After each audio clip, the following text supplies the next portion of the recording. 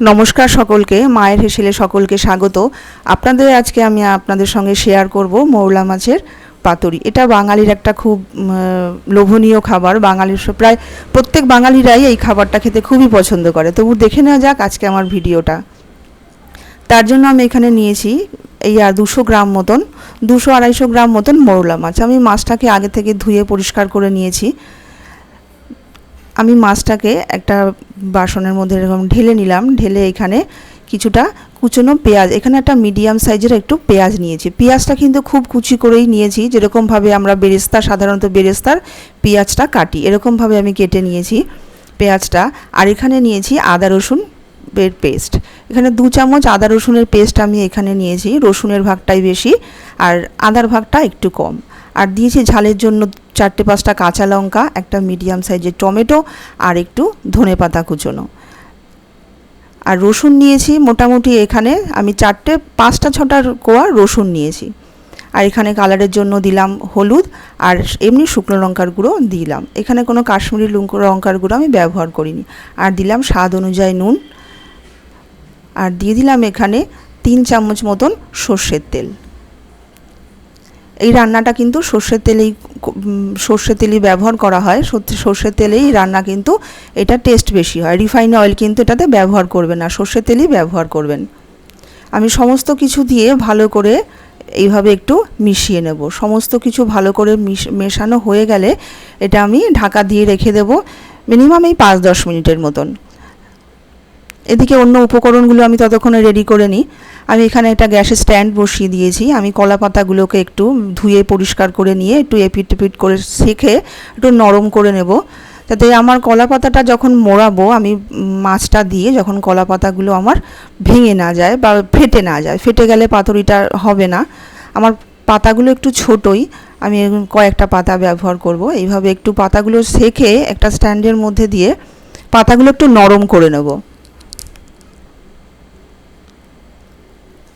এই যেরকম একটা স্ট্যান্ডের মধ্যে দিয়ে সেঁকলে হাতে আর কি গরমটা লাগে না, তাতে সুবিধাই হয় আর খুব তাড়াতাড়িও হয়ে যায়। এই রান্নাটা আপনারা গরম ভাতের সাথে, সাদা ভাতের সাথে সার্ভ করলে কিন্তু ভীষণই খেতে ভালো লাগে। আমার পাতাগুলো হয়ে গেছে। এবার আমি মাছটাকেই পাতার মধ্যে দিয়ে দিলাম। আমার একবারে হবে না, দুটো ব্যাচে আমার এটা করতে হবে।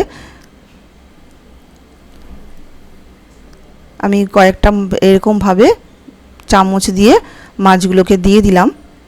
দিয়ে এখানে আরও 1 চামচ সর্ষের তেল দিয়ে দিলাম।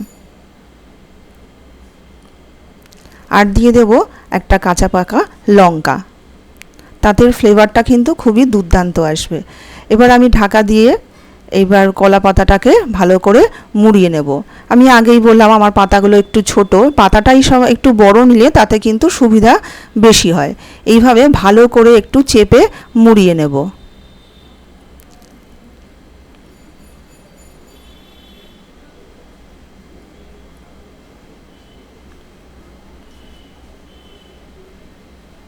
এরকম সুন্দরভাবে একটু চেপে মুড়িয়ে নেব। আমি এখানে সুতো ব্যবহার করলাম।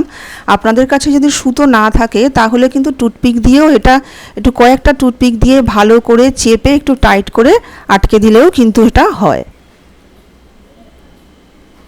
আমার পাতাটা মোড়ানো হয়ে গেছে।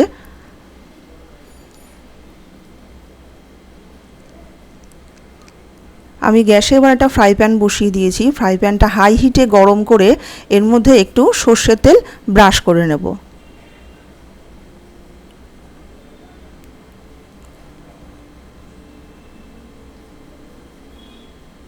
এবার আমি পাতুরিটা দিয়ে দিলাম, দিয়ে ঢাকা দিয়ে দেব। আর ঢাকা দেওয়ার পরে গ্যাসটাকে একদম লো করে দেব মিনিমাম এই 7-8 মিনিটের জন্য। এইভাবেই হতে থাক। আমার 7-8 মিনিট হয়ে গেছে। আমি এবার ঢাকনাটা খুলছি। ঢাকনাটা খুলে আমি এবার এইটা একটু উল্টে দেব।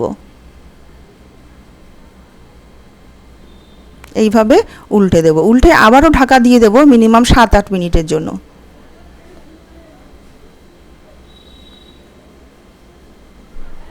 আমার 7-8 মিনিট হয়ে গেছে। দেখুন বন্ধুরা, মোটামুটি এটা কিন্তু দেখলেই বোঝা যাচ্ছে এটা কিন্তু হয়েই গেছে। আমি এবার প্লেটে তুলে নিলাম।